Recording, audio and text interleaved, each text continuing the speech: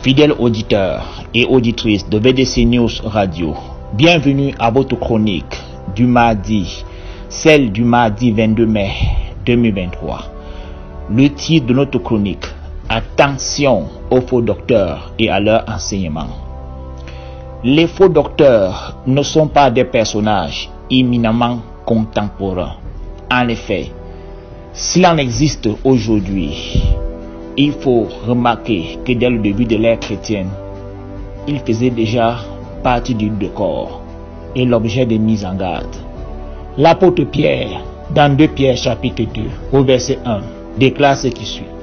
Je cite: il y a eu parmi le peuple de faux prophètes, et il y aura de même parmi vous de faux docteurs qui introduiront des sectes pernicieuses et qui, reniant le maître qui les a rachetés, attireront sur eux une ruine soudaine. Notons avec fort intérêt ces faits marquants. D'abord, l'apôtre Paul, l'apôtre Pierre, autant pour nous, fait un parallèle entre les faux prophètes qui étaient parmi le peuple d'Israël, leurs ancêtres, et les faux docteurs aujourd'hui au milieu des chrétiens. Ce n'est donc pas une réalité surprenante, au contraire, c'est une posture dichotomique réaliste et vraie.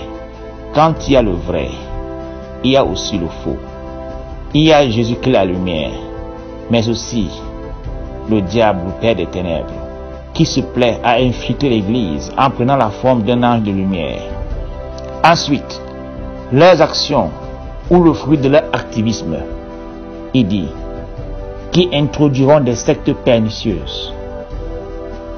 Les faux docteurs font même appel à des personnages dont les acquaintances avec le milieu de la sorcellerie et de l'ésotérisme ne sont pas cachées.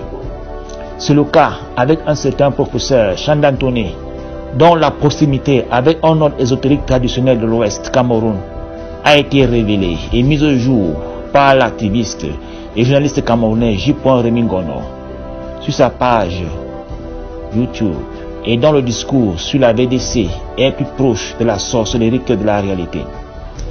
Ensuite, Pierre nous apprend que les faux docteurs ont renié le maître, c'est-à-dire sa doctrine, son enseignement. En effet, quand le maître enseigne l'amour du prochain, les faux docteurs enseignent la passion des bagarres et de lames de rasoir comme âme blanche pour saigner les fidèles.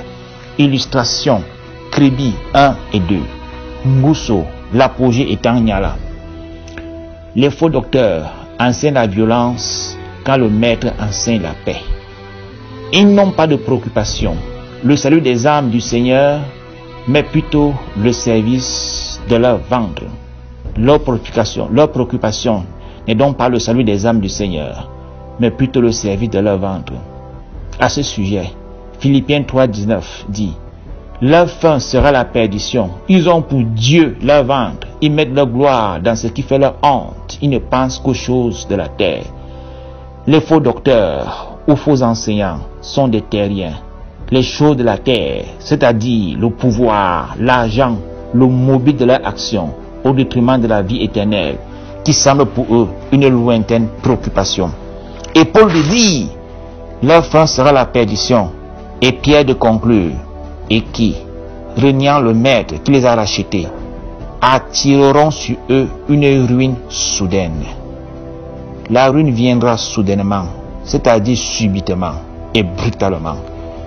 Et l'apôtre Paul d'avertir les frères en ces mots: nous vous prions, frères, de ne pas vous laisser facilement ébranler dans votre bon sens et de ne pas vous laisser troubler, soit par quelque inspiration, c'est-à-dire prophétie, soit par quelques paroles, c'est-à-dire prédication, ou par quelques lettres, c'est-à-dire notes, lettres d'information ou WhatsApp, qu'on dirait venir de nous. 2 Thessaloniciens 2, 1 à 2. Extrême vigilance et prudence à tous, et surtout à bientôt, sur VDC News Radio et dans la paix de notre Seigneur Jésus-Christ.